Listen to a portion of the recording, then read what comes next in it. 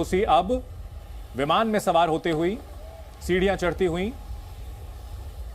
जी news पर exclusive तस्वीरें हम आपको दिखा रहे हैं। दुनिया की सबसे चर्चित दौरे की अमेरिकी संसद की स्पीकर नैन्सी पेलोसी जो कि ताइवान पहुंची, तो अमेरिका और चीन के बीच सीधे सीधे फेस ऑफ की सिचुएशन हो गई। हमारे सहयोगी कृष्ण मोहन मिश्रा इस बड़ी खबर पर हमारे साथ जुड़े हुए हैं। Krishna Mohan, over to you.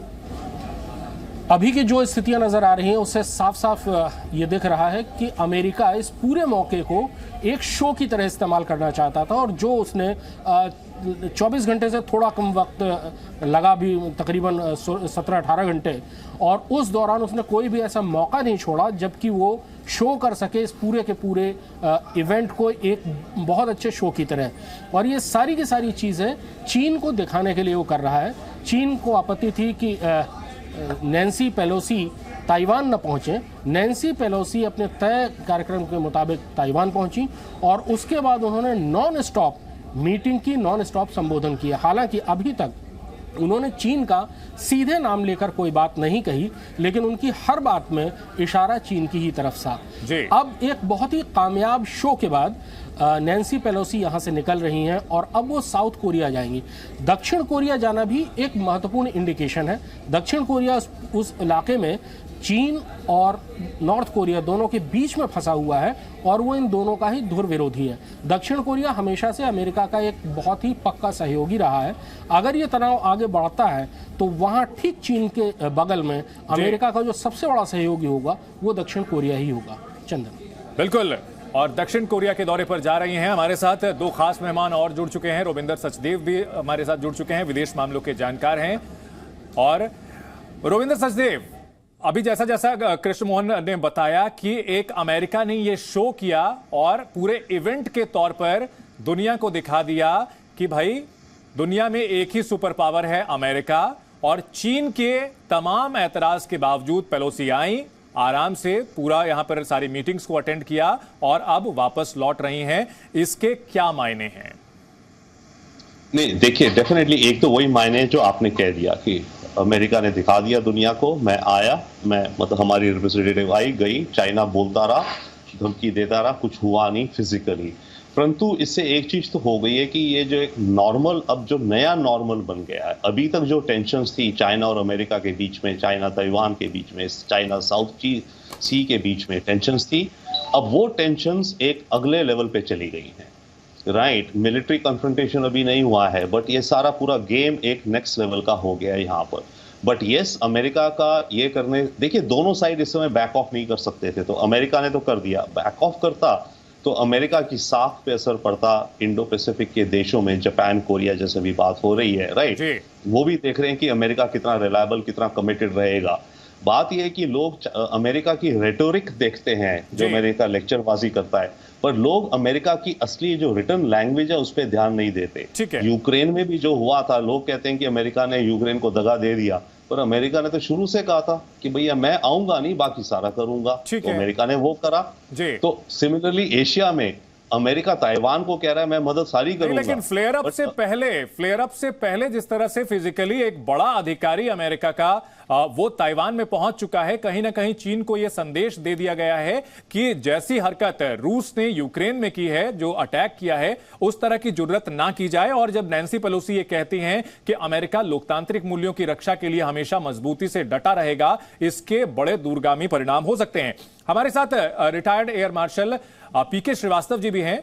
Srivastava ji, जिस तरह से 4 सर्विलांस विमानों की तैनाती की हुई है अमेरिका ने, और पूरे इस, अगर बात की जाए स्टोर को, जिस तरह से कल रात में अंधेरे में लैंडिंग हुई पेलोसी की, माना जा रहा था कि एक खतरा था, इसको किस तरह से देखेंगे? सिक्योरिटी के पॉइंट ऑफ व्यू से अमेरिका ने कितनी तैयारी की हुई थी?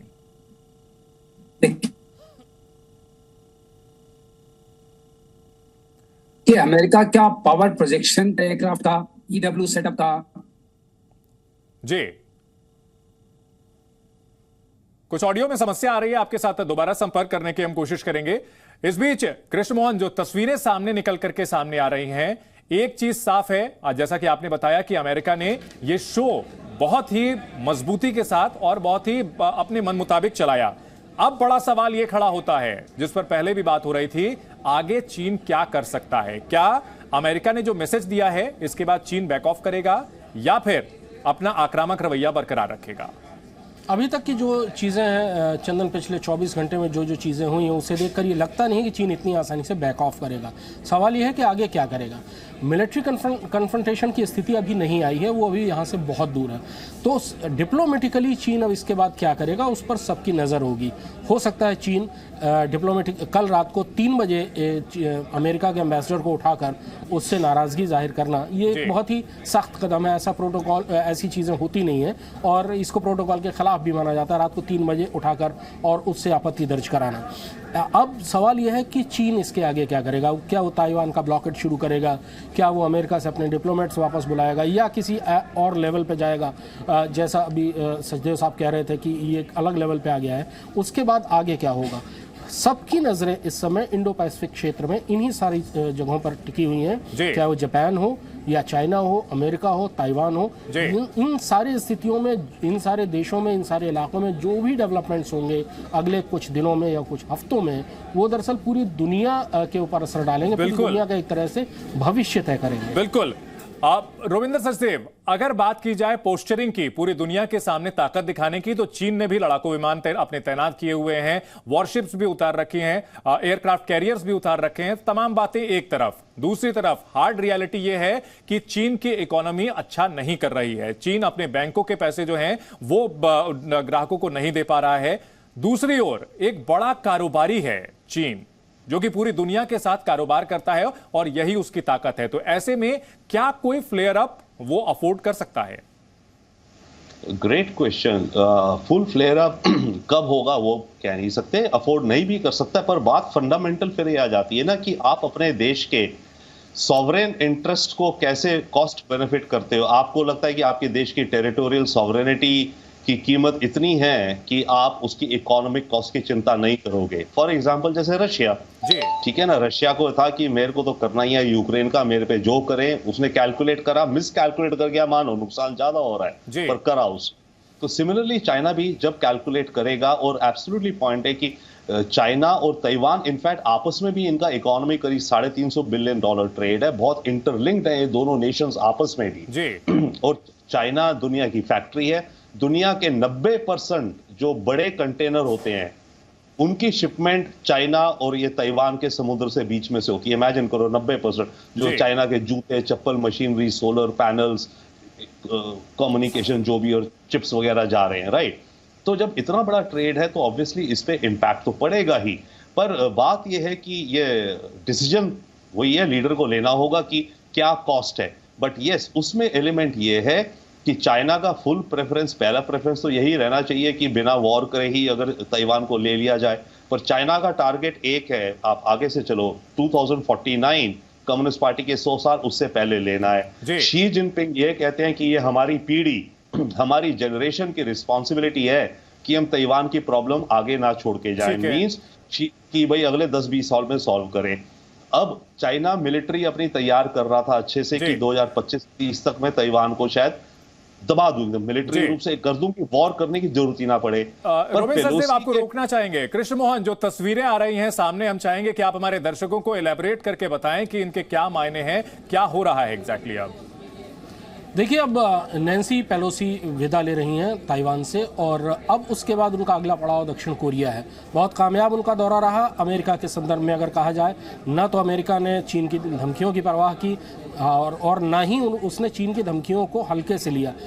कल जिस तरह से नैन्सी पेलोसी पहुंची हैं और अंधेरा था एयरपोर्ट में, रास्ते में उनको एस्कॉर्ट किया गया, रास्ते में उनको ट्रैक किया गया, और यानी कि चीन की किसी भी धमकी को हल्के में नहीं ले रहा था अमेरिका कि चीन न करे। हो सकता है कोई ऐसा तीसरा देश जिसके या कोई ऐसा संगठन जिसकी इस बात में दिलचस्पी हो कि अमेरिका किसी युद्ध में उलझ जाए, वही कोई हरकत कर दे। तो इसलिए बहुत सावधानी से उनको लाया गया।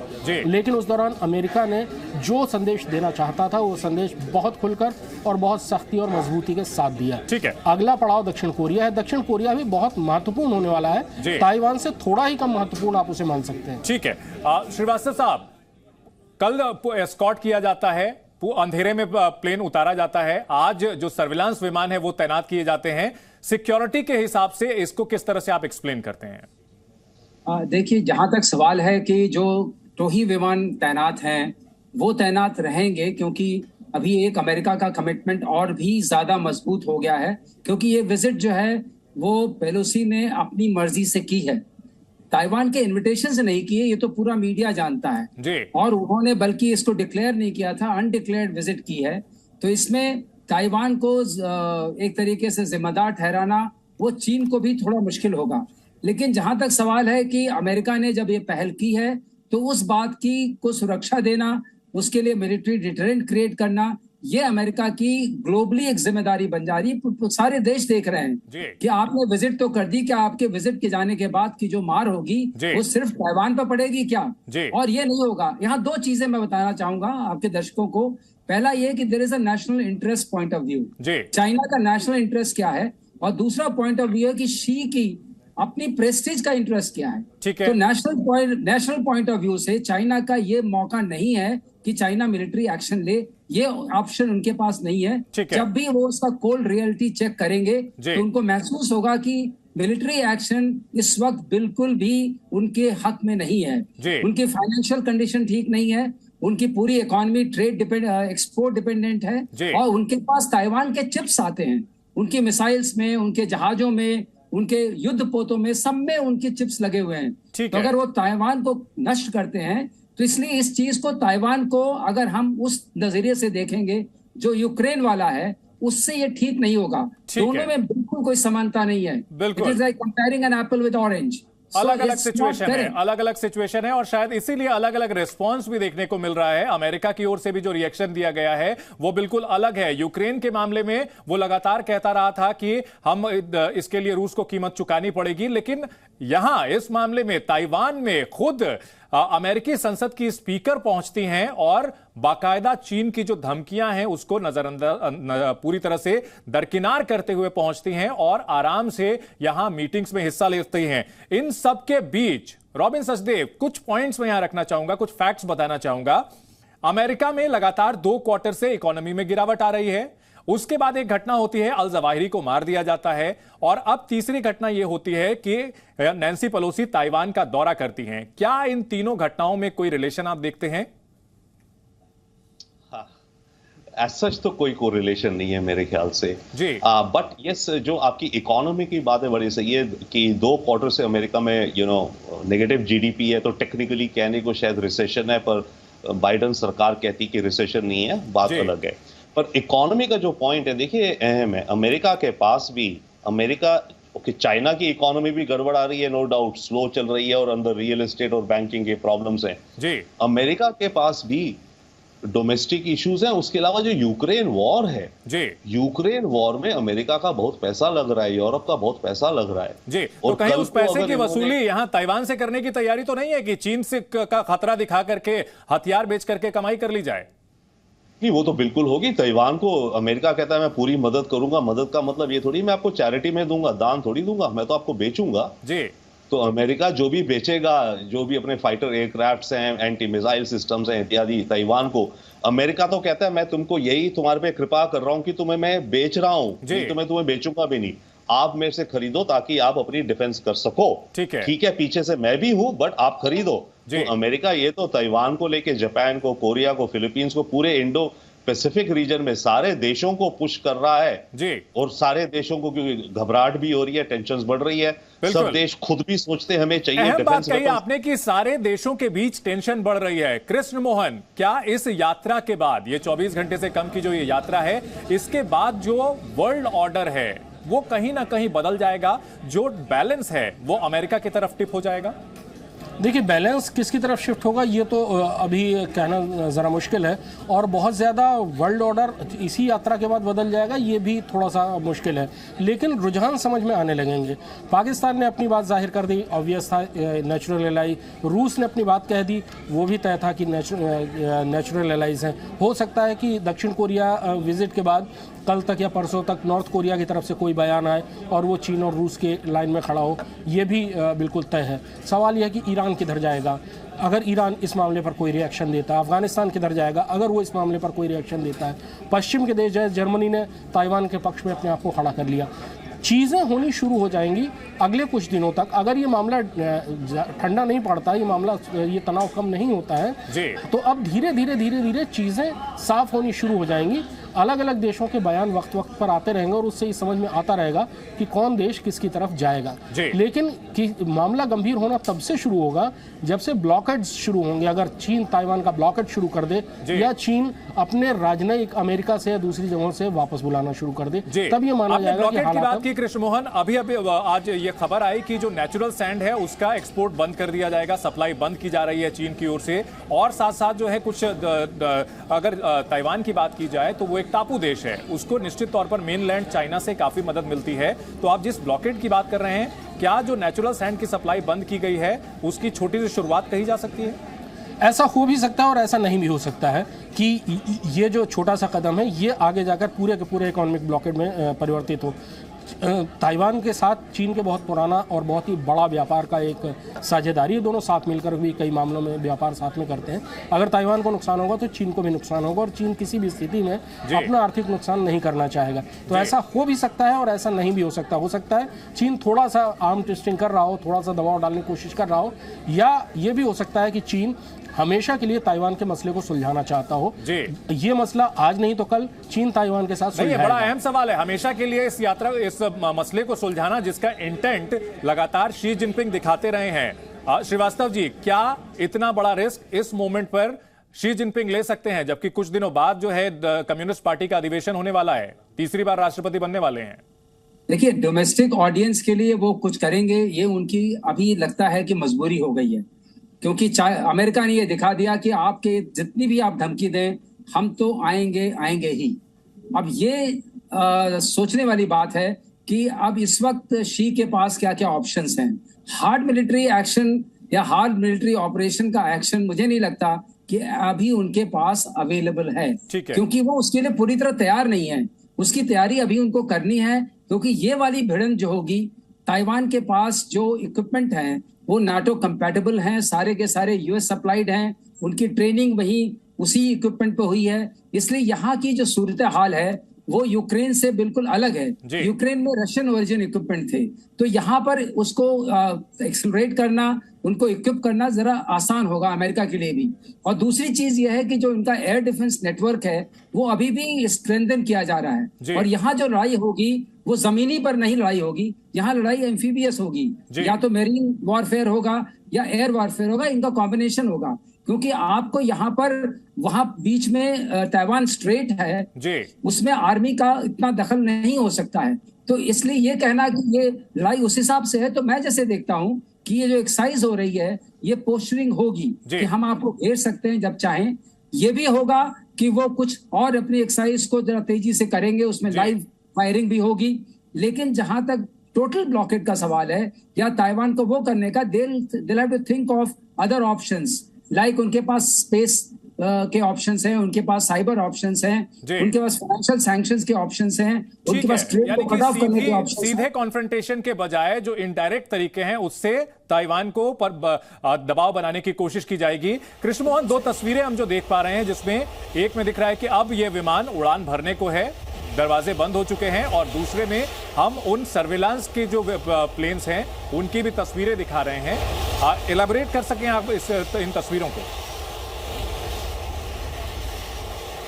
और जो भी तस्वीरें हमने देखी हैं पूरे प्रोटोकॉल के पूरे सम्मान के साथ प्रोटोकॉल का पालन करते हुए उनको विदा किया गया। अमेरिका ने कल भी कोई चांस नहीं लिया था, अमेरिका ने अभी भी कोई चांस नहीं लिया है। जो चीज़ें सिक्योरिटी की हम लोग देख पा रहे हैं उसके अलावा भी सिक्योरिटी कई लेवल पर, कई स्तर पर और होगी, क्योंकि अमेरिका किसी मामले में चांस नहीं लेना चाहेगा कि कोई उसके साथ इस तरह की हरकत कर जाए कि उसको एक बार फिर से फेस लॉस का खतरा पैदा हो जाए।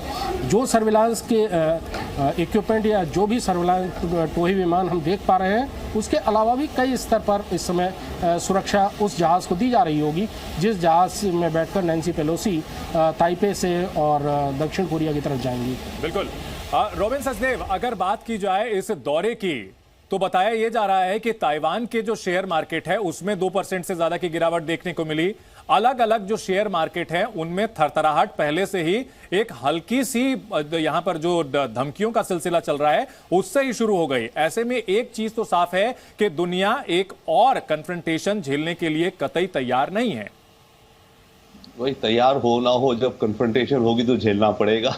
ठीक है ना, दैट इज वन। जी। सेकेंडली, आप जो शेयर मार्केट की बात कर रहे हैं, यस, अभी आप ये तो था, ओवरऑल पॉलिटिकल रिस्क बढ़ गया इस चक्कर में, थोड़ा स्टॉक्स हो रहे हैं। अभी आपने बात करी थी सैंड की, अभी आप देखना कि सेमीकंडक्टर्स और चिप्स और इलेक्ट्रॉनिक आइटम्स की कीमतें बढ़ेंगी जी, क्योंकि सैंड जो है बड़ी मजेदार चीज है। आपके दर्शकों के लिए एक अलग सा टॉपिक है जी। चाइना से हर साल ताइवान करीब 6 मिलियन टन रेता और बालू इंपोर्ट करता है। 90% चाइना से करता है क्योंकि बगल में तो जल्दी आ जाता है। उस सैंड में से करीब 10% रेत ऐसी होती है जो कि 5 मिलीमीटर के कण होते हैं, जिसे नेचुरल सैंड कहते हैं, और उससे बनता है आपका ग्लास और सेमीकंडक्टर चिप्स। वही आपके जो सैंड ही तो सिलिका है। तो चाइना ने ये जो अभी एक्सपोर्ट अपने एंड से बैन कर दिया है सैंड का, जाती है कंस्ट्रक्शन में, इंफ्रास्ट्रक्चर में, कंक्रीट में, एक वो, और दूसरा सेमीकंडक्टर इंडस्ट्री में जी। तो इसके चलते आप देखिएगा कि अभी मार्केट में आज शाम से कल तक सेमीकंडक्टर चिप्स की कीमतें और बढ़ेंगी। तो ये तो सारे अलग अलग एलिमेंट्स होंगे इस कॉन्फ्लिक्ट को लेके। मैं फिर वही बात आ रही है, हम सब आई थिंक एक ही बात कह रहे हैं कि जो हो रहा है अब ये एक नया नॉर्मल हो जाएगा जी। फिजिकल कन्फ्रंटेशन नहीं होगी, गर्माहट पहले थी, अब गर्मी का टेम्परेचर और बढ़ गया है जी। जैसे कहते हैं ना क्लाइमेट चेंज चल रहा है, तो क्लाइमेट चेंज में अर्थ का एवरेज टेम्परेचर मान लो 35 डिग्री होता था हर साल, अब क्लाइमेट चेंज के चलते अर्थ का टेम्परेचर 37 डिग्री हो गया हर साल। तो ये जो चाइना अमेरिका की टेंशन्स हैं, ये एक नए नॉर्मल, नए टेम्परेचर हाई पे आ गई तो ये माना जाए कि तुम्ही से दोस्ती तुम्ही से दुश्मनी, यही वाला सिलसिला चलेगा। कृष्ण मोहन, अगर ये न्यू नॉर्मल होता है तो दुनिया की फैक्ट्री जो चीन कहा जाता है, अब से थोड़ी देर पहले आपने जिक्र किया था कि वो कारोबार को जंग की तरह करता है और जंग को वो कारोबार की तरह करता है, तो ऐसे में भारत का रोल, भारत की भूमिका क्या होगी? क्योंकि जो सेमीकंडक्टर की बात कही जा रही है उसकी किल्लत का सीधा सीधा असर हम पर भी पड़ेगा। ब्लॉकेड अगर होता है ताइवान का तो भारत भी अछूता नहीं रह जाएगा। देखिए, भारत पर तो इस युद्ध का असर पड़ना तय है। अगर युद्ध होता है, अगर ये मामला और ज़्यादा गंभीर होता है, रूस और यूक्रेन के मसले में भारत पर कोई असर नहीं पड़ा था, क्योंकि उस जगह से, उन सारी चीज़ों से भारत को लेना देना नहीं था। महंगाई तो बढ़ी, बल्कि महंगाई तो बढ़ी, कच्चा तेल महंगा हुआ तो हम पर भी उसका बुरा असर पड़ा जी। लेकिन वो असर उस असर के मुकाबले बहुत कम होगा जो अगर इस इलाके में युद्ध भड़का तो भारत के ऊपर पड़ेगा, पूरी दुनिया के ऊपर पड़ेगा। भारत बहुत करीब है, भारत के ऊपर भी पड़ेगा और हर तरह की चीज़ों की दिक्कत होगी, ट्रेड रुक जाएगा। सेमीकंडक्टर्स, जैसा कि सचदेव साहब भी बता रहे थे, पहले भी सुना गया है कि चीन लद्दाख में इसलिए आना चाहता था क्योंकि वहाँ पर उसको दो चीज़ें मिलने वाली थी, एक तो पानी और दूसरा बालू, जिससे जो छोटी बालू है जिससे सेमीकंडक्टर्स बनते हैं। बहुत महत्वपूर्ण चीज़ है ये छोटी चिप। और ताइवान और चीन दोनों ही मिलकर कंप्यूटर हार्डवेयर के सबसे बड़े उत्पादक हैं और पूरी दुनिया के सामने एक इस चीज़ का संकट सबसे पहले आएगा और उसके बाद बाकी चीज़ों की परेशानी आनी शुरू होगी। भारत भी अछूता नहीं रहेगा इस पूरे मामले से। पूरी दुनिया में दरअसल कोई अछूता नहीं रह पाएगा। बिल्कुल। और ये तस्वीरें अपने दर्शकों को बता दें, नैन्सी पेलोसी के दौरे का समापन हो रहा है। अब वहां से थोड़ी देर पहले सारी चीजें, जो समापन समारोह होता है, विदा करने के लिए एक दूसरे को साइड सी ऑफ करने का सिलसिला, वो औपचारिकताएं पूरी की जा चुकी हैं और प्लेन अब वहां से उड़ान किसी भी वक्त भर सकता है। और इस दौरान अमेरिका ने 4 अपने सर्विलांस विमानों को तैनात रखा हुआ है जापान के द्वीप पर और निश्चित तौर पर यहां पर तनाव बहुत बढ़ा हुआ है। इन सब के बीच बड़ा सवाल यही है कि आने वाले दिनों में क्या कुछ होगा, क्योंकि चीन ने जिस तरह से ब्लॉकेड शुरू कर दिया है, नेचुरल सैंड की सप्लाई, उस पर रोक लगा दी है ताइवान को। क्या अब नाकेबंदी की ओर आगे बढ़ेगा? क्योंकि अगर नाकेबंदी की शुरुआत होती है तो इसका पूरी दुनिया पर बुरा असर पड़ सकता है। इलेक्ट्रॉनिक सामानों की जो सप्लाई चेन है वो ध्वस्त हो सकती है।